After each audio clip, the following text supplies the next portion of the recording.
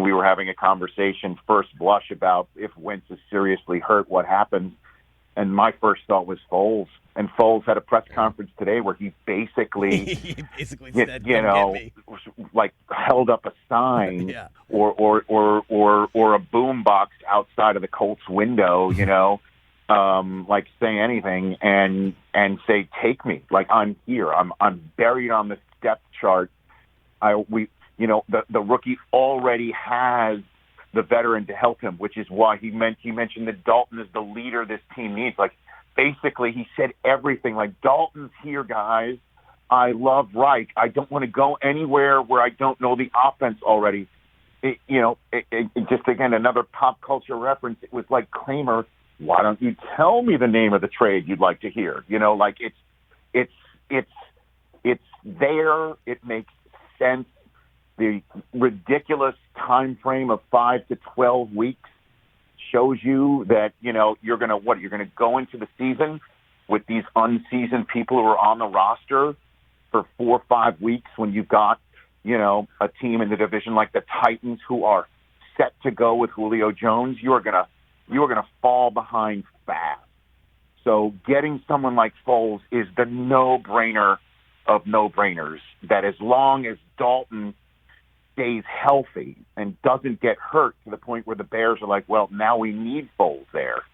And I'm thinking the Bears might go through training camp to see if, just in case that happens, because, Nagy came on our show right after the draft and flat out said he wants to replicate what he was front and center on the Chiefs staff for, which was to have an off, a sabbatical year or a freshman sit-down year for Fields like they had for Mahomes.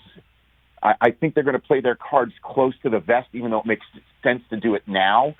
That may be like a mid-August, okay, Dalton's healthy, we can go into the season with that, we can get rid of Foles type thing. And David Dunn, Foles' agent, is probably pounding on the Bears front office right now to get this done. It makes too much sense. It's just crazy how he'll forever be connected to Carson Wentz, and we'll see that connection continue. I know, right? It's insane. I know. The one other thing that I was thinking about, and I'm wondering, I don't know if you guys can tell me because I have not seen this anywhere, is maybe the Colts call down to a high school in Alabama and see if Phillip Rivers is like eager or any way, shape, or form wants to give it one last swing. I have not seen that anywhere, Rich. You're the first person that I've heard mention that. Well, you know what I mean? Like, I know he wants to coach, and I know he's with his children, and I know he's probably tapped out mentally thinking that this thing's over.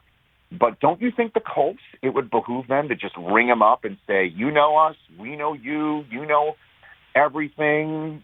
What do you think? Just one more year, the high school will still be there. I know you've made your commitment, and Phillip sounds like, and is one of those guys who'd be like, no, I've already told the kids I'm coming.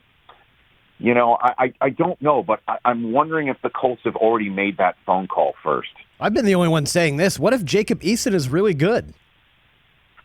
I know. I mean, why not? What if all these guys are really good? I heard, too, it would look good in practice today. Yeah, by the way, Trey Lance. Yeah, it's August, guys. Why not? Everybody looks good in August. Trey Lance's first 3 red zone passes, all touchdowns. Oh, boy. Here we go. Oh, boy. Oh, boy. Oh, boy. Jimmy's getting upset. Jimmy's looking for real estate in Indianapolis. Maybe so. Hey, you watched all the way to the end. Thanks for that. Watch more right here.